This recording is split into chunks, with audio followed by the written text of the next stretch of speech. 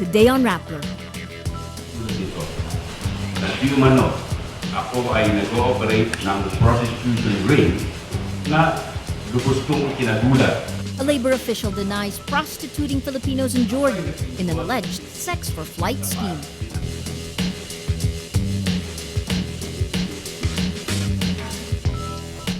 That it was a process that was intended actually not for peace, but actually to continue the war, but trying to get concessions in the meantime. The head of the government panel negotiating with communists says he's convinced the National Democratic Front did not want peace.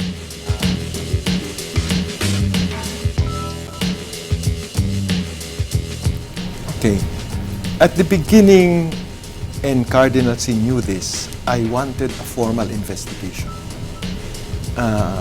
Cardinal Sin called for it. So I'm asking you, please keep quiet for the good of the church. And the bishop accused of sexual indiscretion and financial irregularities says he, quote, kept quiet for the good of the church.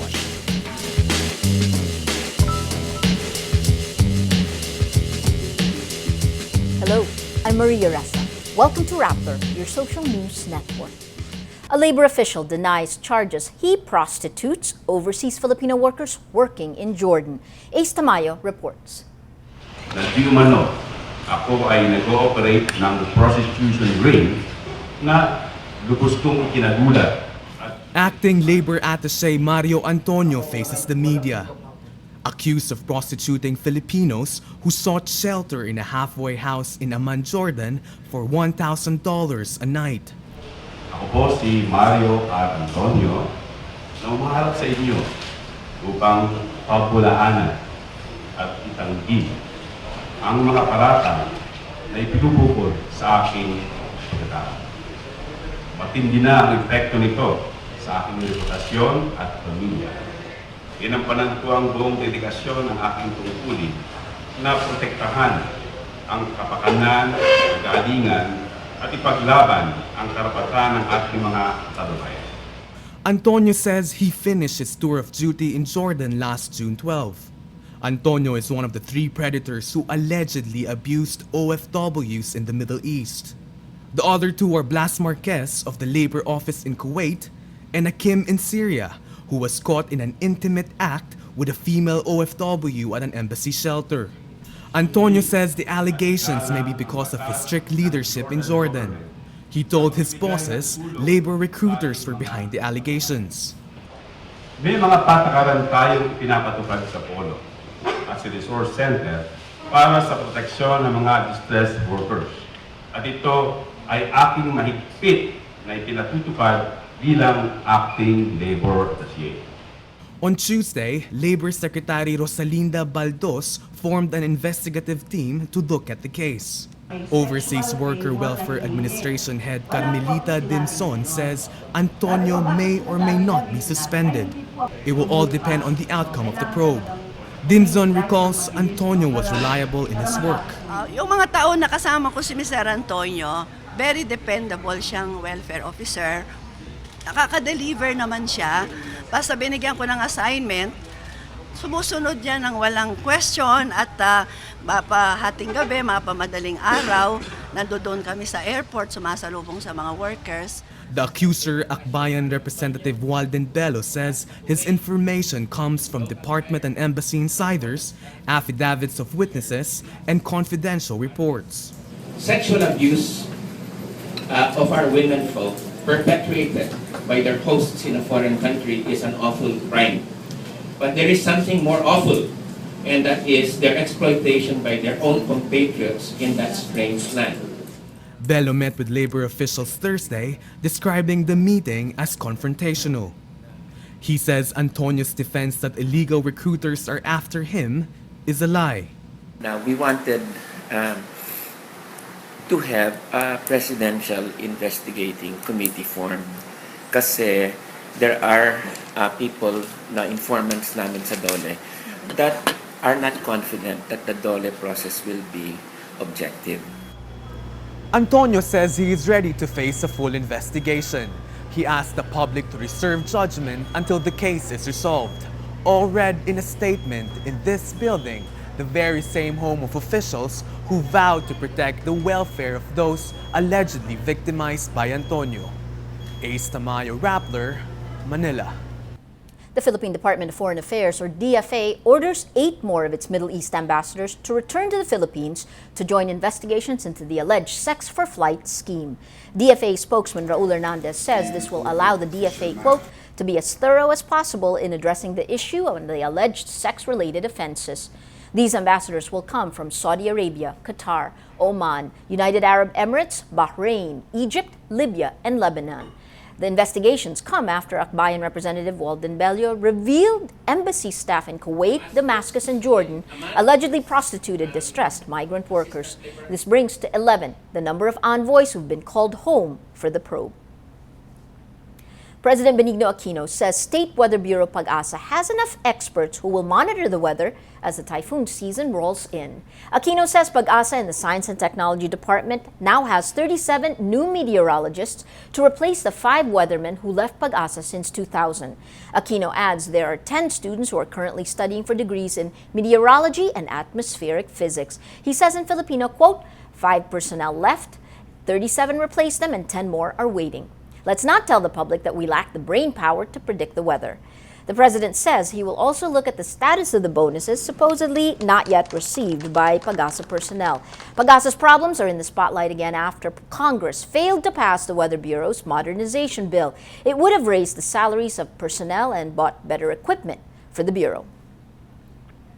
A month after the May 13th polls, defeated senatorial bet Jack Enrile comes through on his threat to expose an allegedly questionable government project. In a YouTube video posted Wednesday, Enrile asks the public to oppose the 3.85 billion peso project of the Land Transportation Office, or LTO, to require new plates for all vehicles nationwide. Another 8.2 billion pesos will supposedly be allocated for the project's support system. He says the total cost will be 12 billion pesos. Enrile argues it's not reasonable to spend money on the LTO project when a lot of Filipinos go hungry. Taong bayan, lahat po tayo masasagasaan. Kaysa niyo po ako, pigilin po nating umandar itong proyektong ito. The project is supposed to begin June or July, but there have been delays in the bidding. The LTO boasts of the new security features of the new car plates. It's expected to discourage car theft because the license plate can no longer be used if it's forcibly removed. Leftist group Bagong Alyansang Makabayan, or Bayan, criticizes President Aquino for abandoning peace talks with communist rebels with the appointment of Chief Government Negotiator Alex Padilla to State Health Insurance Agency PhilHealth. It's not clear if Padilla will keep both posts, but he says he's, quote, frustrated and disappointed with the peace process. Bayan Secretary General Renato Reyes says Aquino should explain how the government will continue talks with the communist-led National Democratic Front. Peace talks between the government and the NDF stalled since 2004. Both sides accuse each other of being insincere in pursuing the talks. The head of the government panel, Alex Padilla, says he is not convinced the National Democratic Front did not want peace. After 3 years, Alex Padilla wants to leave the talks. The newly appointed CEO of the State Health Insurance Agency says he's, quote, frustrated and disappointed with negotiations after a deadlock between the government and the NDF. To PhilHealth, you're basically, the talks have failed. Yeah, well, let's put it this way. I think I did not live up to the expectations in relation to the peace process is concerned. Did not live up to whom? The government or the NDF? Well, it's just that I was really very confident at that time that we were going to come to terms. No? Yes. That, you know, this, I think it was even practically arrogant on the part of government and the NDF to think that we could ever conclude an agreement amongst the two sides. No? Because we were trying to conclude an agreement that would resolve all conflicts. Yes. The roots of conflict, so to speak. You're really talking of utopia. Yes. No? Moving on to the third. Wow. So after assessing what the behavior or the process itself, I was convinced that it was a process that would never end. That it was a process that was intended actually not for peace, but actually to continue the war, but trying to get concessions in the meantime. Negotiations between the two sides deadlock after NDF Chair Jose Maria Sison backtracked from a, quote, special track he proposed in December 2012. But Padilla says negotiations are not enough to topple the insurgent movement. I mean, this movement cannot be, well, this is my opinion, no? Cannot be toppled purely on military might alone. I'm convinced of that. No? Yes. It's all a combination of negotiations, economic initiatives, etc. No, in order to try and win over everyone. In other words, if we bring progress, etc., to the areas that they even have influence on, I think that may change. No. Comparing the negotiation process to talks with the Moro Islamic Liberation Front, the MILF, Padilla says the communists see peace talks only as a means to an end. Yes. The MILF is an equally armed, an armed group, no, very strong, very, but they themselves believe that the peace process is part of the modes of trying to attain just peace. Correct, no? correct. The communists don't. Yes. No? Yes. They have been very, very consistent in saying that the peace negotiations is but a means to an end. And that end is to overthrow government and to establish a national democratic front, a national democratic state, leading to a communist state eventually. So you still see this group? Former auxiliary bishop of the Archdiocese of Manila, Teodoro Buhayn Jr. says he kept quiet for the good of the church after he was accused of sexual indiscretion and financial irregularities. Before he resigned in 2003, he was accused of fathering a child and failing to account for the million-peso donations to Radio Veritas, which he managed. Buhayn says he wanted to face the charges, but then Cardinal Sin asked him to keep quiet to prevent adding to the two controversy caused by two other bishops, Crisostomo Yalong and Teodoro Bacani. At the beginning, and Cardinal Sin knew this, I wanted a formal investigation. And I opted for formal investigation. And to initiate that, I asked in writing for a list of faults. Yes. Charges, well, call it Correct, charges, correct. whatever. So that I said I could, well, I know what not to do, Yes. and also I could improve. Yes. No answer. Then came Cardinal Sin called for me, and he says, you know what has been happening. I know you have been always a man of obedience, so I'm asking you to please keep quiet for the good of the church. This is the first time Bishop Buhayn spoke about what Cardinal Sin told him. When asked why the charges were thrown at him, Buhayn alludes to church politics. More direct, how political is the Catholic Church? How political was it at that Well, point? let me put it this way. For me, I'm convinced as long as there are three persons, minimum three, there will be politics. Okay. Because somebody, a fellow cleric, wrote the cardinal and asked and mentioned these points about Radio Veritas, about other Pius XII, and so on and so forth. Right. So but then came this special assembly of the priests. It was officially in connection with Tom Yalong, Bishop Tom Yalong, and Bishop Ted Bacani, but somebody had warned me, I think it's the same cleric who wrote the letter, that I would be the next. Buhayn says it's unjust he was not given the chance to defend himself in court. Well, I personally feel and think no, because I feel and think I am entitled to due process, and I was not given that day in court. So is that unjust? Yes, I think so. Now, I do not flaw the institution, I flaw some members, maybe leading members of the institution. Yes. For the second straight year, the Philippines fails to get a higher anti-trafficking rating from the United States. In its annual Trafficking in Persons report, the State Department retains the Philippines Tier 2 rating. That means the Philippines does not fully comply with the minimum standards for the elimination of trafficking. However, it is making significant efforts to do so. The U.S. State Department says the Philippines' weak justice system obstructed efforts to hold trafficking offenders accountable. It adds the number of prosecutions remained low, with the Philippines convicting only 24 traffickers in the past year. The United States downgrades China, Russia, and Uzbekistan to the bottom of its U.S. watch list for failing to fight human trafficking more effectively. The three countries stayed on the U.S. watch list for years after being granted waivers in the past and promising to do better. The move could trigger cuts in non-humanitarian and non-trade U.S. aid. President Barack Obama will determine whether to impose sanctions against the three nations in September. In the 2013 Trafficking in Persons report, three other countries, Azerbaijan, the Congo, and Iraq, are elevated to Tier 2 status as a reward for what U.S. officials call real movement in the fight against trafficking.